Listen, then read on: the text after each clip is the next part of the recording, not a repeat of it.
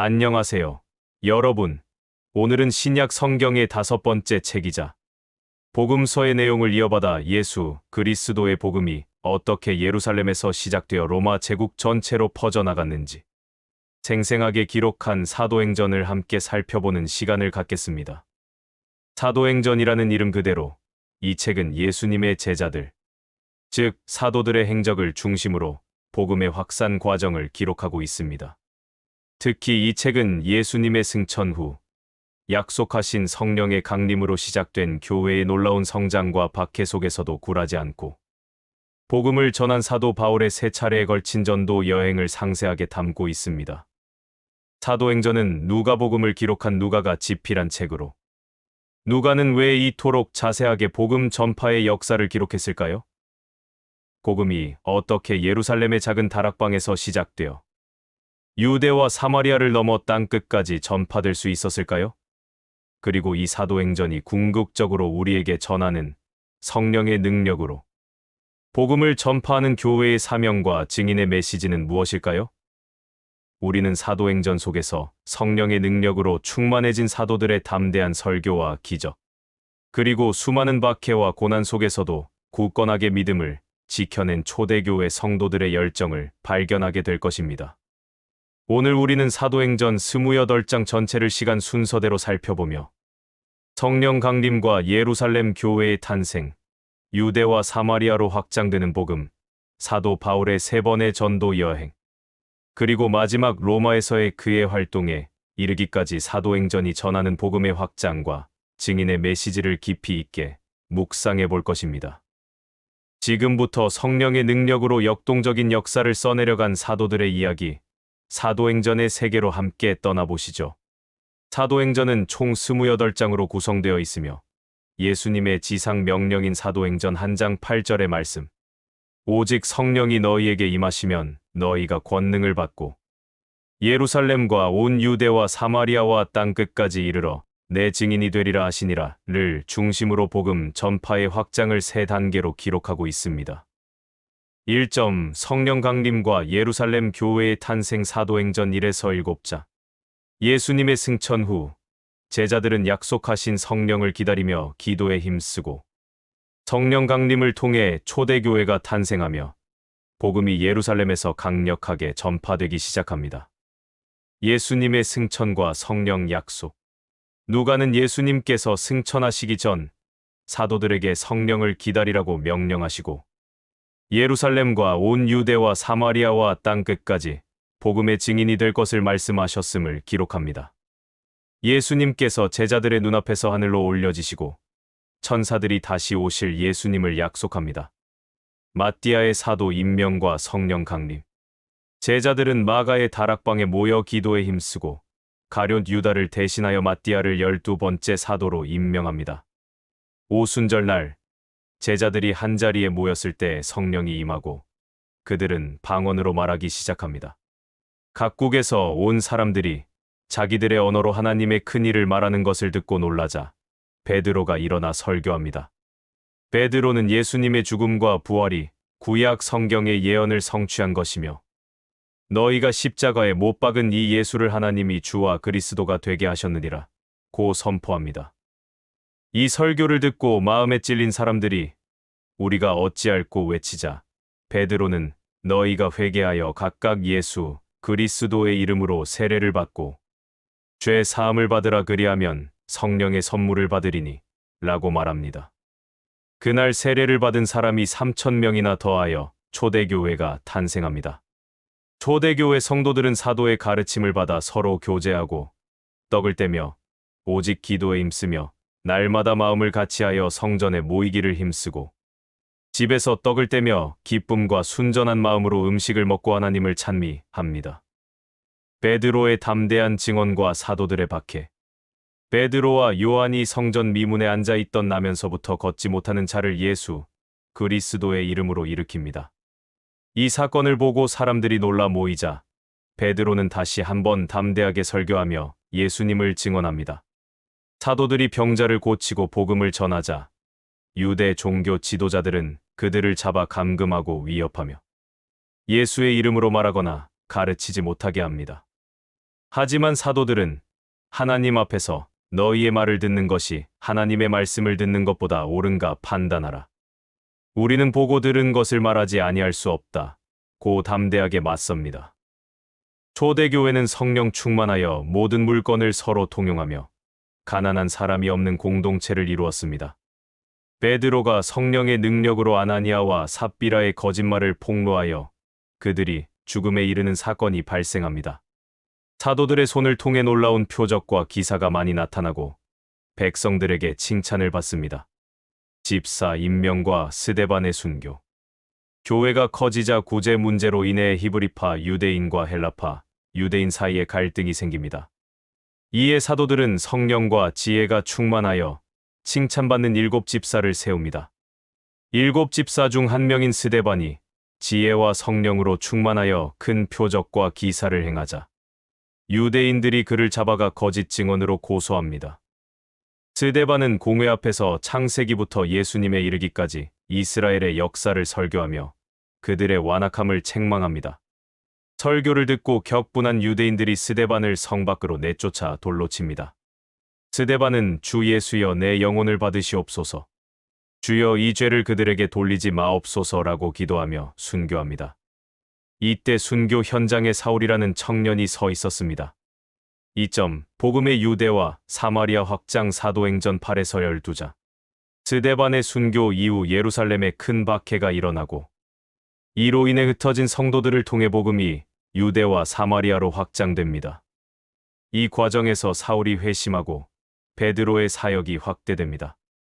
박해로 인한 복음의 확산. 스데반의 순교 후 예루살렘 교회에 큰 박해가 일어납니다. 사울이 교회를 잔멸하며 핍박합니다. 흩어진 성도들이 각지로 다니며 복음을 전파합니다. 집사 빌립이 사마리아 성에 내려가 복음을 전하자 큰 기쁨이 그 성에 임하고 많은 사람이 믿습니다. 빌립은 에티오피아 내시를 만나 복음을 전하여 그가 세례를 받게 합니다. 사울의 회심. 여전히 예수 믿는 사람들을 핍박하기 위해 다메섹으로 가던 사울이 길에서 부활하신 예수님을 만납니다. 사울아 사울아 내가 어찌하여 나를 박해하느냐라는 음성을 듣고 눈이 멀게 된 사울은 아나니아를 통해 시력을 회복하고 성령으로 충만해집니다. 사울은 예수님이 하나님의 아들이심을 담대하게 전파하기 시작하고 유대인들의 위협을 피해 예루살렘으로 돌아갑니다. 베드로의 이방인 사역. 베드로가 루다에서 애니아를 고치고 욥바에서 죽은 다비다도르가를 살리는 기적을 행합니다. 가이사랴에 살던 이방인 백부장 고넬료에게 베드로가 가서 복음을 전합니다. 베드로가 설교할 때 성령이 고넬료의 집안 사람들에게 임하고 베드로는 그들에게 세례를 베풉니다. 이 사건을 통해 베드로는 내가 참으로 하나님은 사람의 외모를 보지 아니하시고 각 나라 중 하나님을 경외하며 의를 행하는 사람은 다 받으시는 줄 깨달았노라 고 선언하며 복음이 이방인에게도 전파되어야 함을 깨닫습니다. 흩어진 제자들이 안디옥에서 이방인들에게 복음을 전하고 많은 사람이 믿게 되자 바나바가 사울을 데려와 함께 사역하며 그리스도인이라는 칭호를 처음으로 받게 됩니다. 야고보의 순교와 베드로의 투옥. 헤롯 왕이 사도 야고보를 칼로 죽이고 베드로를 잡아 가둡니다. 교회가 베드로를 위해 간절히 기도하자 천사가 나타나 베드로를 감옥에서 탈출시킵니다. 헤롯이 하나님께 영광을 돌리지 않고 스스로 높아지다가 충에게 먹혀 죽습니다. 3. 바울의 일 2, 3차 전도 여행 사도행전 13에서 21장. 바울과 바나바를 시작으로 복음은 이제 소아시아와 유럽으로 확장됩니다. 바울의 3번의 전도 여행은 사도행전의 가장 중요한 부분입니다. 1차 전도 여행. 성령의 지시로 바울과 바나바가 수리아 안디옥 교회에서 파송받아 구브로와 비시디아 안디옥, 이고니온, 루스드라 등 소아시아 지방의 복음을 전합니다. 루스드라에서는 바울이 안진뱅이를 일으키자 사람들이 그를 신으로 오해하고 제사를 지내려 합니다. 이방인들이 복음을 받아들일 때 유대인들의 시기와 핍박을 받습니다. 전도 여행을 마치고 돌아와 안디옥 교회에 이방인들이 복음을 받아들인 것을 보고합니다. 예루살렘 공의회. 이방인들이 할례를 받아야 구원을 받는다는 문제가 발생하자 사도들과 장로들이 예루살렘에 모여 회의합니다. 베드로와 야고보의 증언을 토대로 이방인 성도들이 율법의 짐을 지지 않아도 됨을 결론 내립니다. 이는 복음의 본질이 율법 준수가 아닌 오직 예수 그리스도를 믿는 믿음임을 재확인한 중대한 사건입니다. 2차 전도 여행. 바울이 바나바와 갈라져 실라와 함께 소아시아를 지나 마게도냐의 환상을 보고 유럽으로 향합니다. 빌립보에서 루디아와 간수 가족이 복음을 믿고 바울과 실라가 감옥에 갇혔다가 풀려납니다. 데살로니가와 베레아, 아데나테네를 거쳐 고린도에서 1년 6개월 동안 머물며 복음을 전합니다. 아덴에서는 아레오바고에서 철학자들을 상대로 담대하게 복음을 전합니다. 3차 전도 여행. 바울이 에베소에 이르러 3년 동안 사역하며 강력한 성령의 역사를 체험합니다. 두란노 서원에서 매일 복음을 가르치고 바울의 몸에서 손수건이나 앞치마를 가져다가 병든 사람에게 얹으면 병이 낫고 악귀가 떠나는 역사가 나타납니다. 우상 숭배자들의 반대에 부딪히기도 하지만 에베소의 복음이 깊이 뿌리내립니다. 바울은 예루살렘으로 가는 도중 자신이 결박과 환난을 당할 것을 예감하면서도 내가 달려갈 길과 주 예수께 받은 사명, 곧 하나님의 은혜의 복음을 증언하는 일을 마치려 하면은 나의 생명조차 조금도 귀한 것으로 여기지 아니하노라 라고 고백하며 믿음을 굳게 지킵니다. 4점. 바울의 예루살렘 투옥과 로마 행 사도행전 21에서 28장. 예루살렘으로 돌아온 바울은 결국 체포되어 로마 황제에게 재판을 받기 위해 로마로 압송됩니다. 이 과정에서 복음은 로마 제국 전체로 퍼져나갈 중요한 교두보를 마련하게 됩니다. 예루살렘에서의 체포와 변론. 예루살렘에 도착한 바울은 유대인들의 소동으로 인해 로마 군인들에게 체포됩니다. 바울은 유대인들 앞에서 자신이 예수 그리스도를 만난 사건과 이방인에게 복음을 전하는 사명을 받은 것을 담대하게 변론합니다. 바울은 로마 시민권자임을 밝히고 총독 벨릭스와 베스도 앞에서 복음을 변론합니다. 아그리빠 왕 앞에서의 변론. 바울은 유대인들의 고소에 대해 아그리빠 왕 앞에서 다시 한번 변론합니다. 바울은 나는 하나님이 이스라엘 백성에게 하신 약속 때문에 서서 신문을 받는 것이라고 말하며 예수 그리스도의 부활을 증언합니다. 바울의 설교를 듣고 아그리빠 왕이 내가 적은 말로 나를 권하여 그리스도인이 되게 하려 하는도다 라고 말합니다. 아그리빠 왕은 바울에게 죄가 없음을 인정하지만 바울이 가이사에게 상소한다고 이미 말했기 때문에 그를 로마로 보낼 수밖에 없게 됩니다. 로마로 가는 여정. 바울은 죄수의 신분으로 로마로 가는 배에 오릅니다. 항해 중 큰 유라굴로 광풍을 만나 배가 파선하지만 바울의 담대한 예언과 믿음으로 인해 배에 타고 있던 모든 사람이 목숨을 건집니다. 멜리데 섬에 도착하여 독사에 물리는 사고를 당하지만 해를 입지 않고 기적적으로 살아납니다. 섬 주민들이 바울을 신으로 여깁니다. 로마에서의 2년간의 사역. 마침내 로마에 도착한 바울은 자신의 집에 머물면서 복음을 전합니다. 이스라엘의 지도자들을 초청하여 복음을 전하지만 그들 중 일부만 믿고 대부분은 믿지 않습니다. 바울은 하나님의 이 구원이 이방인에게로 보내진 줄 알라 그들은 들으리라 고 선언합니다. 바울은 온전히 2년을 자기 셋집에 머물면서 자기에게 오는 사람을 다 영접하고 하나님의 나라를 전파하며 주 예수 그리스도에 관한 모든 것을 담대하게 거침없이 가르치더라 고 기록하며 사도행전이 끝납니다. 이는 복음이 땅끝인 로마까지 전파되었음을 보여주며 복음의 확산은 여전히 진행 중임을 암시하는 열린 결말입니다. 우리는 오늘 사도행전 28장 전체를 통해 성령의 능력으로 시작되어 예루살렘과 온 유대와 사마리아를 넘어 땅끝인 로마까지 확장된 복음의 놀라운 역사를 살펴보았습니다.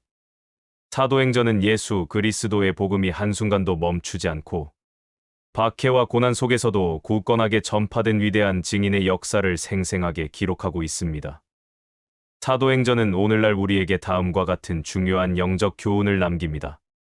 첫째, 성령의 능력 없이는 복음 전파가 불가능하다는 것입니다. 예수님께서는 제자들에게 예루살렘을 떠나지 말고 성령을 기다리라고 명령하셨습니다. 성령 강림 후 사도들은 두려움 없이 담대하게 복음을 전할 수 있었습니다. 이는 우리 역시 성령의 충만함과 능력을 힘입을 때만 진정한 복음의 증인으로 살아갈 수 있음을 가르쳐 줍니다. 둘째, 복음은 어떤 차별도 없이 모든 민족에게 전파되어야 한다는 것입니다. 사도행전은 예루살렘에 머물던 복음이 사마리아인과 에티오피아 내시, 그리고 이방인 백부장 고넬료에게로 전파되고 결국 사도 바울을 통해 유럽과 로마로 확장되는 과정을 보여줍니다. 이는 우리가 인종, 문화, 사회적 지위를 초월하여 모든 사람에게 복음을 전해야 하는 보편적인 사명을 받았음을 강조합니다. 셋째, 진정한 증인은 복음을 위해 기꺼이 고난을 감수하는 사람이라는 것입니다.